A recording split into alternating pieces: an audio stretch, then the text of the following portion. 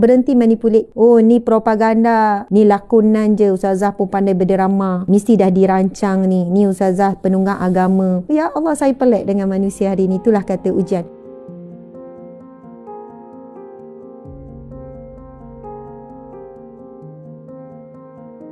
Sebenarnya perjumpaan saya dengan Ifah Raziah semalam, sebab dah viral dah tu. Saya tengok dah viral dah, masuk dalam WhatsApp dah, apalah, sekejap je viral. Pertemuan saya dengan Ifah Raziah tidak dirancang. Sama ada oleh pihak Ifah Raziah, saya ada Al-Quran depan saya ni. Sebab orang dah fitnah lain pula. Orang fitnah ustazah ni banyak drama lah.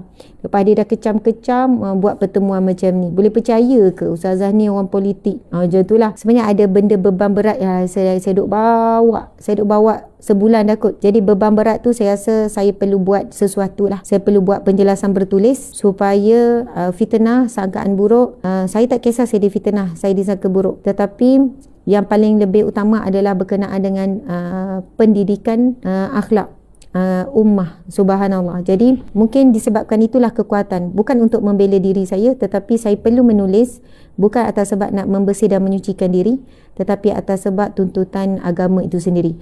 Okey, tuan-puan sekalian, jumpa Ifah Raziah, kakak. Saya panggil Kak Ifah Raziah. Sebenarnya kami pun tak tahu semalam pergi ke Dizandra Kilang ataupun pejabat Dizandra tu, macam mana saya boleh ada kaitan dengan Dizandra. Kami menunaikan haji bersama-sama daripada awal sampai akhir dalam satu jemaah yang sangat dekat. Jadi di situlah kita kenal hati budi. Semalam tu perbincangan dengan Puan Erna, nak pergi dengan rombongan kami, nak pergi belajar lah beberapa perkara dalam bab perniagaan daripada beliau. Tuan-puan sekalian, bila kami dah nak habis, saya dah nak habis dah musyarat.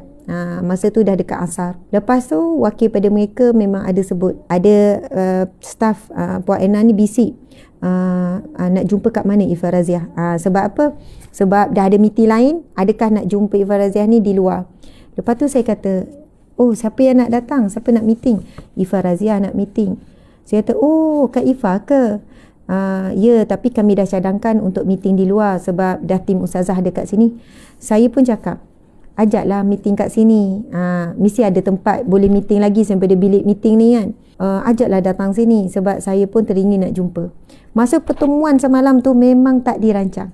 Dan masa saya pergi jumpa, sebab saya pesan pada tim Dizandra, jangan bagi tahu saya ada di sini dan jangan bagi tahu saya nak jumpa.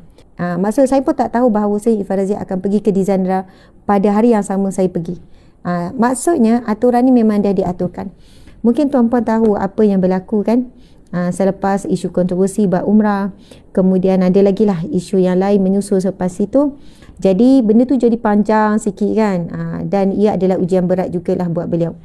Jadi pertemuan semalam itu berlaku dengan sangat baik sebab daripada awal lagi saya memang dah niat, kalau saya diizinkan Allah, saya minta dengan Allah, ya Allah temukanlah di mana-mana dengan Kak Ifah ni, saya nak settle. Sebab dalam hati tidak ada rasa benci pada individu. Kita hanya menegur, bukan menghukum. Masalah netizen hari ni, bila kita menegur terus kata kita judge. Beza judge, contoh ayat judge, oh memang ahli neraka. Itu judge, jatuh hukum. Hukum ini hanya Allah saja. Kalau judge ni, oh memang hati busuk. Itu menghukum, itu judge. Memang kotor, memang ahli maksiat. Faham ya? Tapi bila kita menegur dan menasihati, menyatakan bahawa perbuatan itu salah, perbuatan itu sekian-sekian, itu adalah sesuatu proses pencegahan kemungkaran. Tetapi bagi yang tak suka, terus label saya sebagai judge. Bahkan biasalah disebut, ustazah ingat ustazah jamin ke masuk syurga? Ustazah ingat kematian ustazah nanti baik ke? Mana tahu terbalik, kan? Tuan-puan sekalian, Allahu Akbar, Masya Allah, siapa kita kan? Saya ada tanggungjawab saya sebagai pendakwah. Yang Allah akan tanya. Yang saya nak jawab apa depan Allah apabila Allah bertanya, saat kamu boleh menegur saudara se-Islam wanita kamu, apa yang kamu buat? Saat kamu ada kedudukan, saat kamu ada pengaruh, saat kamu ada saluran untuk kamu sampaikan, yang mana kemungkaran berlaku secara terangan, apa yang kamu buat? Jadi masing-masing pendakwah saya tengok semua main peranan masing-masing, cuma cara berbeza. Tapi niat saya tu, doa saya tu, Masya Allah, Allahu Akbar, memang saya nak jumpa lama. Dan sejak daripada tu saya nak jumpa. Dan Allah izinkan tanpa dirancang oleh mana-mana pihak.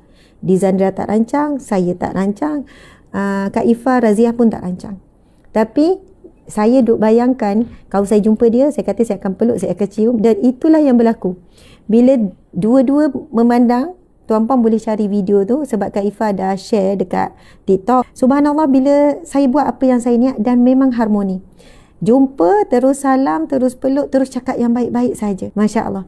Apa yang keluar daripada perkataan Ifah Raziah, Kak Ifah, ialah, Ustazah, kita semua nak masuk syurga. Siapa nak masuk neraka, Ustazah? Saya pun nak masuk syurga. Tapi doalah, insya-Allah. Dia kata satu hari insya-Allah saya akan sekian-sekian. Tuan-puan dimati Allah sekalian, fitrah manusia dalam hati mesti ada keinginan untuk ke arah kebaikan, untuk kembali kepada Allah, untuk ke syurga Allah. Fitrah. Tidak ada siapa boleh nafi. Suara hati itu ada di dalam. Masya Allah. Mungkin surrounding, mungkin persekitaran, budaya kerja, mungkin latar belakang keluarga, mungkin kehidupannya. Jadi belum lagi membawa ke arah sekian-sekian. Tuan-puan dimati Allah sekalian, kita tak pernah declare kita baik. Oh, saya ustazah yang baik, saya ustazah yang bagus, saya contoh teladan baik. Kita tak pernah declare begitu. Kita tak pernah. Kita berjuang untuk syurga Allah ini tak boleh seorang-seorang. Kita tak akan mampu masuk syurga Allah dengan seorang-seorang. Kita kena berjuang secara berjemaah. Sama ada kita tarik orang, orang tarik kita. Antara dua tu je. Masya Allah, Allahu Akbar. Kita mengharapkan kita ada ramai seka dan sahabat-sahabat yang sama tarik menarik ke syurga Allah. Tuan-puan dimati Allah sekalian. Dan seperti biasa, orang yang mencari keburukan tetap cari keburukan. Orang yang mengecam tetap mengecam. Tetap, walaupun video itu sangat positif, sangat bagus, berjumpa kan, peluk, apa semua baik, dan benda tu tak ada macam lakonan. Tuan-puan saya tak tahulah, tetapi tetap kecaman tu lakonan je ni, drama je, ni politik ni ustazah tunggang agama ni nak cari glamour je ni, sekian-sekian. Dan ada yang salah faham. Dia orang ingat pertemuan itu dirancang. Jadi mereka kata Ifah nak jumpa ustazah tak ada pakai tudung, nak hormat sikit ke, nak ini ke, tahu nak jumpa, beradab lah sikit contoh kan, ready lah. Sebab beliau pun tak tahu, saya pun tak tahu, Dizandra pun tak tahu, bahkan pihak Dizandra langsung tak tahu isu yang berlaku antara saya dengan Ifah Raziah. Tuan-puan sekalian, Masya Allah, inilah realiti kehidupan di dunia. Tuan-puan sekalian, apa dia? Ada yang baik, ada yang buruk, ada yang istiqamah, ada yang dalam proses hijrah, dan semua orang nak jadi baik. Saya nak bagi tahu, apabila saya menegur ataupun kami membuat teguran kepada sesuatu kemungkaran, kami fokus kepada kemungkaran tersebut. Saya fokus kepada kemungkaran yang dibuat. Dan individu, batan tubuh yang melakukan kemungkaran, saya tak benci. Saya bukan menunjukkan kebencian kepada batan tubuh, tetapi kepada bentuk kemungkaran. Saya tetap sayang. Jadi saya tetap ada rasa susah hati. Kan, kalau boleh nak selesaikan jumpa, saling bermaafan. Begitu. Dan ia akan jadi satu sejarah. Satu sejarah apa? Apa yang berlaku tuan-puan sekalian, bila ada pendakwah yang tegas, kita berdapati ada pendakwah yang tegas, ada pendakwah yang lembut. Dua-duanya baik. Dua-dua saling melengkapi.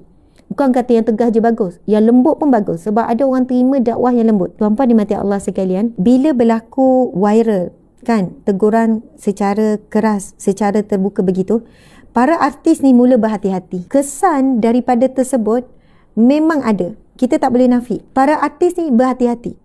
Kau jangan buat lebih-lebih, kan kena sound dengan penceramah pendakwah hari ni berani. Contohlah, kau jangan buat lebih-lebih. Kau ni nak kena kecam dengan netizen. Maksudnya, apa yang berlaku adalah bila merancang sesuatu perkara yang bertentangan dengan agama sekalipun, oleh umat Islam sekalipun, masih lagi dalam batasan. Maksudnya walaupun dia dah melampaui batasan yang sepatutnya, tetapi langkau tu tak jauh sangat. Walaupun dah langgar batas syariat, tapi masih lagi dalam kesopanan. Sebab kita ada rukun Islam yang kelima, kesopanan dan kesusilaan. Faham ya? Kesopanan dan kesusilaan. Kurang-kurangnya masih sopan dan bertata susila, walaupun dah langgar batasan syariat. Jadi maksudnya tuan-puan sekalian, begitulah ujian dan cabaran pendakwah dalam dunia moden hari ini. Saya bukan kata saya perfect, saya tak buat salah. Saya akui saya buat kesalahan. Sebab itu jumpa Ifah Raziah semalam, saya pun minta maaf. Saya kata, Kak Ifah, saya pun minta maaf daripada Kak Ifah. Saya tak sangka impact tu begitu pada Kak. Tetapi saya sebenarnya nak beri penjelasan sahaja. Apa yang disebutkan itu bersalahan dengan ilmu, bersalahan dengan prinsip agama kita. Jadi dia pun faham. Dia kata, Ustazah, ya, saya faham, saya terima. Masya Allah, Allahu Akbar, begitulah.